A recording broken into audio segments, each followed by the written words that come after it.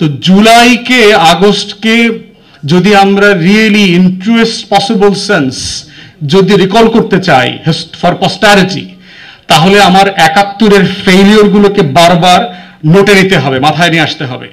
তার ভিতর একটা হচ্ছে যেটা এখনো করার সুযোগ আছে, কারণ এখনো অসংখ্য মুক্তিযোদ্ধারা বেঁচে আছেন, এখনো অনেক ফ্যামিলির ভিকটিম যারা এখনো বেঁচে আছেন। আপনি এইটা আমি ফিল করেছি, মাঠ প্রশাসনকে যদি আপনি সিরিয়াসলি এঙ্গেজ করেন, 3 মাস 6 মাসের একটা কাজ।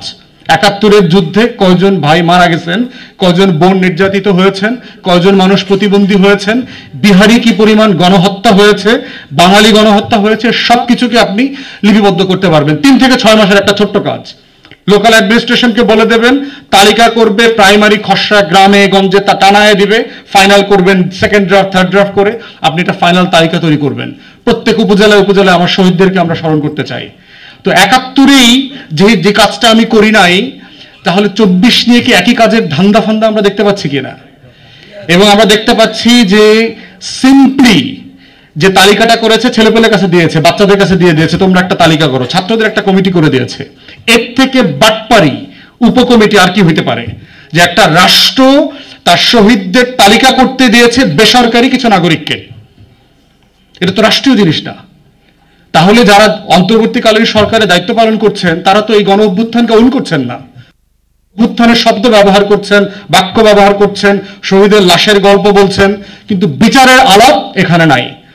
আমরা বারবার বলেছি যে এই আওয়ামী ফ্যাসিবাদের সময় এই নমরুদের নেতৃত্বে লার্জলি 4-5টা গণহত্যা হয়েছে, বাংলাদেশের ইতিহাসের সবচেয়ে নৃশংসতম গণহত্যাগুলো। প্রথম গণহত্যা হয়েছে পিলখানা গণহত্যা 2009 ফেব্রুয়ারিতে, এবং রিসেন্টলি আপনারা দেখেছেন আমাদের পারসিস্টেন্ট ক্যাম্পেইনে আমাদের আমলাতন্ত্র সামরিক এবং বেসামরিক কালেকটিভলি এটার অ্যাগেনস্টে ছিল, ডেড অ্যাগেনস্টে ছিল। এবং বিভিন্ন জায়গা থেকে আমরা খবর পেয়েছি আমাদের উপরে কি পরিমাণ বিরক্ত সিভিল এবং মিলিটারি ব্যুরোক্রেসি, কারণ তারা এটা বিচার করতে চায় নাই, তারা এই কমিশন করতে চায় নাই।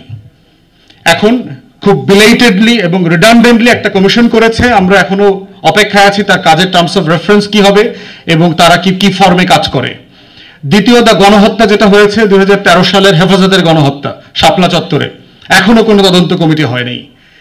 শত শত আলেম ওলামায়ে কেরাম, মসজিদের ইমাম, খতিব, ছাত্রদেরকে কিভাবে নৃশংসতম গণহত্যা চালিয়েছে, রাত 1:30 2টার সময় বিদ্যুৎ বন্ধ করে, ইন্টারনেট বন্ধ করে, টেলিভিশন শাটডাউন করে দিয়ে 2 লক্ষের উপরে বুলেট মেরেছে সেই দিন।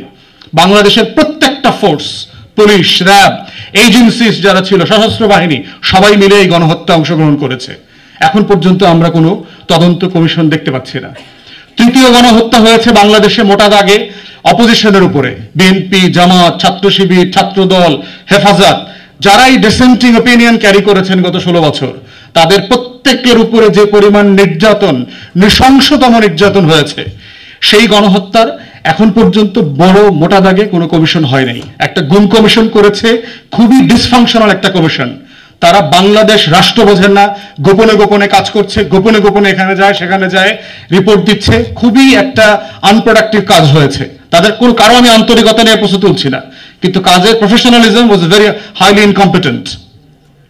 ফোর্থ গণহত্যা হয়েছে ইসলামী জঙ্গিবাদের নামে শত শত যুবককে ওয়ার অ্যান্ড টেরর ডিসকোর্সের সময় নাই করে দিয়েছে বাংলাদেশ রাষ্ট্র। এবং দেখেন আমার দেশ ফেনোমেনাল ইনভেস্টিগেশন করছে, মিরপুরের জাহাজ বিল্ডিং এ যে 13 জনকে নিয়ে হত্যা করলো, তারপরে হলি আর্টিজানে যাদেরকে হত্যা করছে ওখানে মারা গেছে, তার ভিতরে 4-5 জনের কথা আসছে, এদেরকে আগেই গুম করা হয়েছিল, আগেই গুম করে ডিবি অফিসে ছিল তারা। বহু ঘটনা এরকম আমরা ইন্টারনালি জানতাম, এই ধরনের ঘটনা তারা ঘটেছে, পার্সোনালি আমাদের কাছে এসছে। যারা এই জঙ্গিবাদের তকমা নিয়ে গ্রেফতার হয়েছেন, গুম ছিলেন, এমন ডজন ডজন ছেলেদের সাথে আমরা বসে কথা বলেছি, কিভাবে ডিমোনাইজ করেছে তার ধর্ম, তার প্র্যাকটিস, তার আচার আচরণ, তার পোশাক, তার দাড়ি টুপি। এই দেশের শত শত বছরের লড়াইয়ের সাথে এই ইসলামিক পোশাক, ইসলামিক আইডিয়াস, দাড়ি টুপি জড়িত আছে। If you are not a practicing Muslim, it's fine, absolutely, that's your freedom. কিন্তু যে করে, that's his business.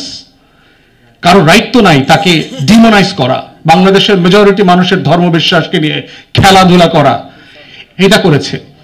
ফিফথ মোটা দাগে বড় গণহত্যা যেটা হয়েছে সেটা হচ্ছে আপনার জুলাই এবং আগস্টের গণহত্যা।